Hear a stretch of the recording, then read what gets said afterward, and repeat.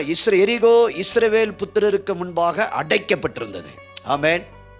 எல்லாம் சொல்லுங்க, இன்னைக்கு ராத்திரி வேளையில என் வாழ்க்கையில் அடைக்கப்பட்ட எல்லாவற்றையும் தேவன் என்னுடைய கையிலே ஒப்பு கொடுக்க போகிறார். ஹல்லேலூயா, ஆமென். திரும்ப சொல்லுங்க, இயேசுவின் நாமத்தினாலே என்னுடைய வாழ்க்கையிலே எதெல்லாம் பிசாசு அடைத்து வைத்திருக்கிறானோ, எதெல்லாம் மனிதர்கள் அடைத்து வைத்திருக்கிறார்களோ, எதெல்லாம் இந்த உலகம் எனக்கு அடைத்து வைத்திருக்கிறதோ, இயேசுவின் நாமத்தினாலே இன்னைக்கு ராத்திரி வேளையில் அதெல்லாம் தேவன் என்னுடைய கையிலே ஒப்பு கொடுக்க போகிறார். ஷாந்தா ரபா கதா ரியாந்தல ரபா ஓ ரி கபா பாபா ரிதனகடல. ஆமென். ஹல்லேலூயா. எத்தனை பேர் விசுவாசிக்கிறீங்க? நான் விசுவாசிக்கிறேன். இந்த வருஷத்தில் எதெல்லாம் எனக்கு முன்பாக அடைக்கப்பட்டிருந்ததோ, எதெல்லாம் எனக்கு முன்பதாக பூட்டப்பட்டிருந்ததோ, எதில் நான் உள்ளே போக முடியாமல் வெளியே வர முடியாமல் இருந்தனோ, எதெல்லாம் எனக்கு தடையாக இருந்ததோ, பிசாசு எதெல்லாம் எனக்கு தடை செய்திருந்தானோ, எதெல்லாம் மனிதர்கள் எனக்கு தடை செய்தார்களோ, எதெல்லாம் உலகம் எனக்கு தடை செய்ததோ, இன்னைக்கு ராத்திரி வேளையில் அதெல்லாம் நான் என் கையிலே ஒப்பு கொடுக்கப்பட போகிறது.